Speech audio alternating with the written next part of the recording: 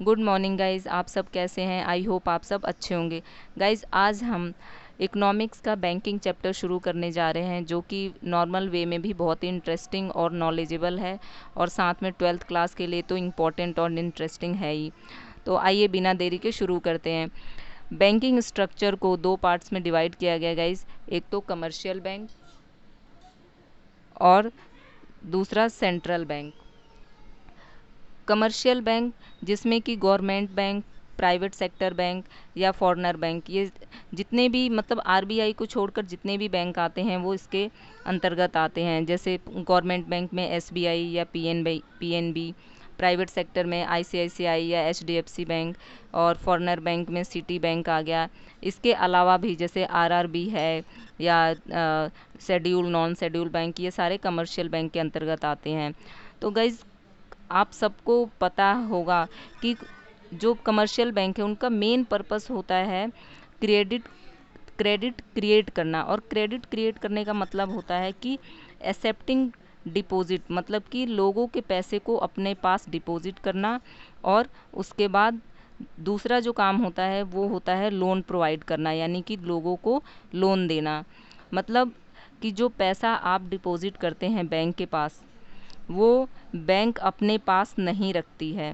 मतलब कि बैंक जो आप जो भी पैसा डिपॉजिट करते हैं उसका कुछ पोर्शन अपने पास रख के बाकी वो पैसा मार्केट में सर्कुलेट करने के लिए लोन के तौर पे बैंक दे देती है।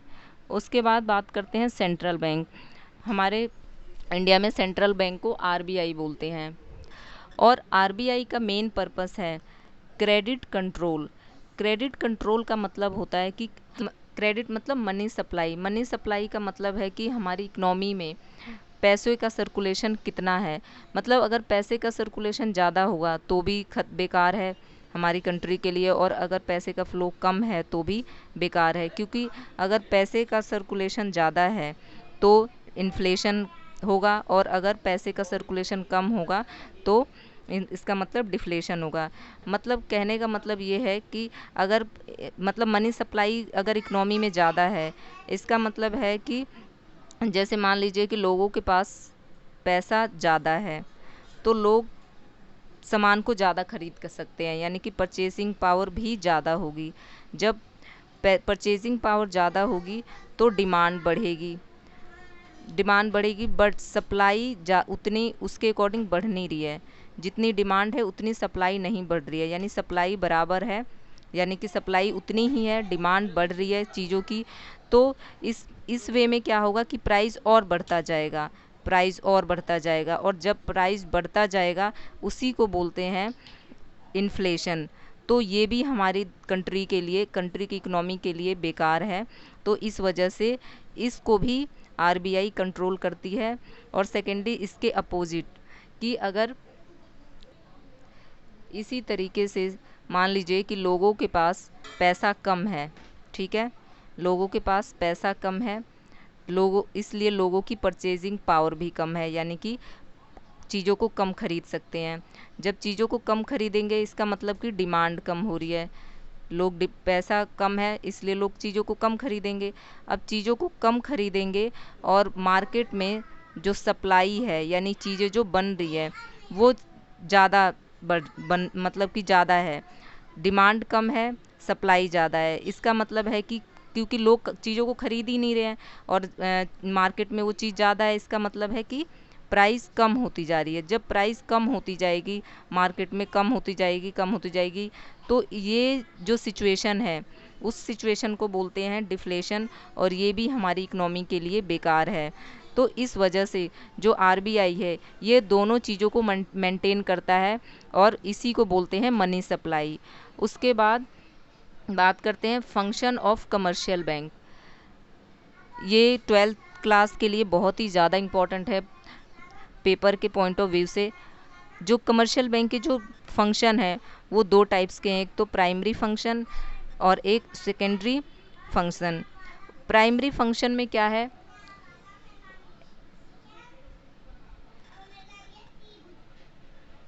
प्राइमरी फंक्शन में accepting deposit and advancing loan, यानी कि लोगों की जमा को एक्सेप्ट करना और उसके बाद लोगों को ऋण देना यानी कि लोन प्रोवाइड करना, ये पहला काम है, मतलब जो मेन काम है कमर्शियल बैंक का। अब जिसमें कि फर्स्ट है एक्सेप्टिंग डिपॉजिट। एक्सेप्टिंग डिपॉजिट में जो मेन जो मतलब मोस्ट ऑफ बच्चों को भी शायद सुना होगा कि एफडीआई, नाम तो सुना ही होगा सबने, एफडीआई, इसी को बोलते हैं टाइम डिपॉजिट अकाउंट। एफडीआई एक ऐसा अकाउंट है जिसमें कि कोई भी पर्सन एक लिमिट टाइम के लिए, मतलब कि 1 साल से ज़्यादा, मतलब लॉन्ग टाइम के लिए अपने पैसे को बैंक में डिपॉजिट कर देता है, और उस पैसे पे जो बैंक है वो इंटरेस्ट देती है। और ये इंटरेस्ट जो और भी जितने भी आगे मैं आपको बताऊंगी, करेंट डिपॉजिट या सेविंग डिपॉजिट, इन सबसे ज़्यादा होता है, या रेकरिंग डिपॉजिट की बात करते हैं तो इसमें सबसे ज़्यादा इंटरेस्ट रेट होता है। इसमें होता क्या है कि एक सर्टेन टाइम के लिए कोई पर्सन बैंक में पैसा डिपॉजिट करता है, और उसके बाद जब वो डिपॉजिट करता है तो बैंक है एक वो एफडीआई की, मतलब फिक्स डिपॉजिट की रिसिप्ट देती है, जिसमें कि उसका नाम लिखा होता है, या फिर उसके जो जितना अमाउंट उसने एफडी करवाई है वो अमाउंट लिखा होता है, और उस पर इंटरेस्ट रेट लिखा होता है, और मैच्योरिटी डेट लिखी होती है। ये सारी चीज़ें उसको एक एज ए रिसिप्ट के तौर पे दे दिया जाता है। और इस पे जो मेन चीज़ है, मतलब एक अपने लिए एक नोट्स बना के रखना, जिसमें कि अपने समझने के बाद अपने अकॉर्डिंग नोट्स में जो भी आपको, मतलब जो आप पढ़ रहे हो और बाद में जो आपको समझ में आ रहा है उसके अकॉर्डिंग आप लिख लेना कि फिक्स डिपॉजिट में क्या है कि इंटरेस्ट रेट हाई होता है। सबसे मेन चीज़ ये होती है इसमें।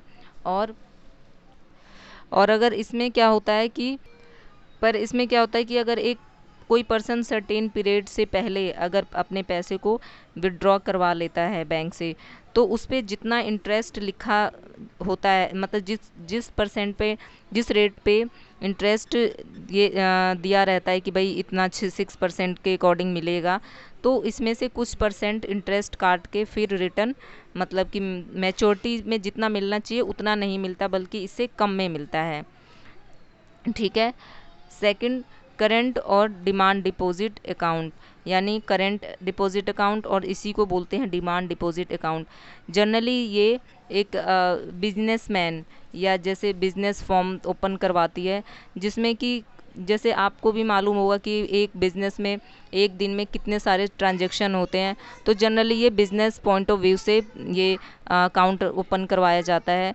और इसमें ये इसकी कमी ये है कि इसमें इंटरेस्ट नहीं मिलता है, क्योंकि बैंक को इससे कोई फ़ायदा नहीं होता।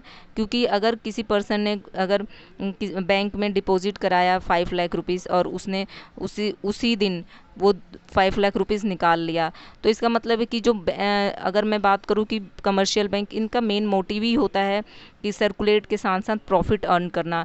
तो इस अकाउंट पे, यानी कि इस डिपॉजिट पे कोई अर्न नहीं होता है ज़्यादा, तो इसलिए बैंक इस पे इंटरेस्ट नहीं देती है, मतलब जो ग्राहक है उसको इंटरेस्ट नहीं मिलता है।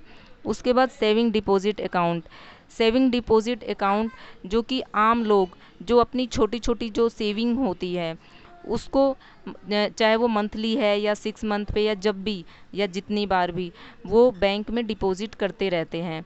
ये एक ऐसा मतलब सर्टेन टाइम नहीं होता है, बट इस पे मतलब आप डिपॉजिट करते रहते हो जितनी आपकी सेविंग है, और अगर आपको जब भी बीच में ज़रूरत पड़ती है तो आप इसको निकालते रहते हो, मतलब आप अपने अकाउंट से पैसे निकालते रहते हो। इस पे इंटरेस्ट मिलता है, बट जो एफडी है, एफडी से कम इंटरेस्ट मिलता है। मतलब एफडी पे तो ज़्यादा इंटरेस्ट मिलता है मतलब ग्राहक को, पर इसमें सेविंग में कम मिलता है। उसके बाद रेकरिंग डिपॉजिट अकाउंट। रेकरिंग, इसको शॉर्ट फॉर्म में बोलते हैं आरडी।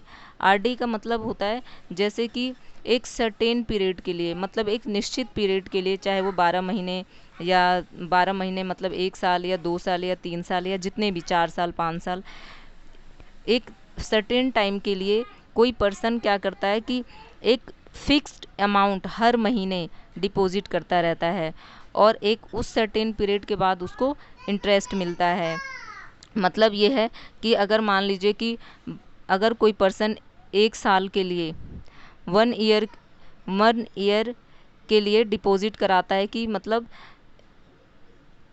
1000 रुपये हर महीने वो डिपॉजिट कराता है, और साल के उसके 12,000 रुपये हो गए, तो इस 12,000 पे जिस भी रेट से, चाहे वो 4% की रेट से उसको बैंक इंटरेस्ट देती है, तो इस पे भी इंटरेस्ट मिलता है। बट जो एफडीआई है यानी फिक्स डिपॉजिट है, उससे इंटरेस्ट कम होता है। तो आई होप आपको समझ में आ रहा होगा। उसके बाद है एडवांसिंग लोन, यानी कि जो सेकेंडरी फंक्शन है वो है लोन प्रोवाइड करना। कैश क्रेडिट, आपको मालूम होगा कि जब भी बैंक लोन प्रोवाइड करती है तो उसके बदले में कुछ ना कुछ सिक्योरिटी के तौर पे रखती है। तो कैश क्रेडिट में जैसे मैंने यहाँ पे लिखा है as a security current assets, मतलब कैश क्रेडिट अगर कोई लेता है यानी कि लोन लेता है और उसके बदले में कैश क्रेडिट लेता है, मतलब लोन लेगा और उसके बदले में कैश क्रेडिट लेगा, तो इसको कहीं कंफ्यूज ना हो। और फिर तो मतलब कैश क्रेडिट मतलब इसके अगेंस्ट अगर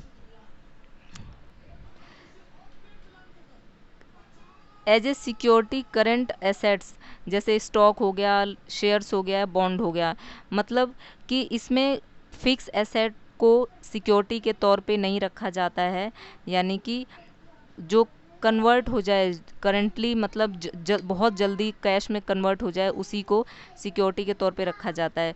और इसकी एक खासियत है कि अगर कोई पर्सन लोन लेना चाहता है या लोन ले रहा है, तो अगर सपोज़ करिए कि अगर वो 5 लाख रुपीज़ लोन के तौर पे उसने लिया, तो उसके अकाउंट में जो क्रेडिट होगा वो तो होगा, जैसे कैश क्रेडिट होगा 5 लाख रुपए, बट एक्चुअल में अगर वो सिर्फ 2 लाख रुपए ही विड्रॉ करता है, तो इस जो 2 लाख रुपए उसने यूज़ किया या निकाला, सिर्फ इसी पे इंटरेस्ट चार्ज होगा, बाकी जो पैसा है उस पे इंटरेस्ट चार्ज नहीं होगा। ये इसकी एडवांटेज है यानी कैश क्रेडिट का। उसके बाद डिमांड लोन। डिमांड लोन में क्या होता है कि जिस दिन से जो लोन है वो एक्सेप्टेंस हुआ, मतलब कि जिस दिन से लोन अप्रूवल हुआ उसी दिन से फुल अमाउंट पे इंटरेस्ट चार्ज होने लगता है। और ये मतलब एक सर्टेन पीरियड के लिए नहीं होता है, इसलिए बैंक कभी भी इसको दोबारा से डिमांड कर सकती है। उसके बाद short term loan. Short term loan जैसे कि आपने सुना होगा, जैसे पर्सनल लोन है, या फिर हम बोल सकते हैं यहाँ पे कोलेट्रल सिक्योरिटी है। तो इसमें क्या होता है कि अगर मैं बात करूँ जैसे पर्सनल लोन की, तो पर्सनल लोन अगर हमारे अकाउंट, हमने पर्सनल लोन लिया और पर्सनल लोन लेते ही हमारे अकाउंट से, मतलब अगर हमने पर्सनल लोन लिया और पर्सनल लोन लेते ही पूरे अमाउंट पे इंटरेस्ट चार्ज होने लगता है।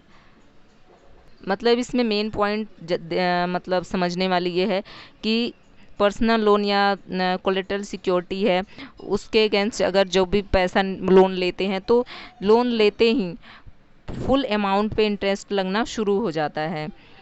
आई होप आपको समझ में आया होगा। अगर समझ में आया होगा तो थैंक यू।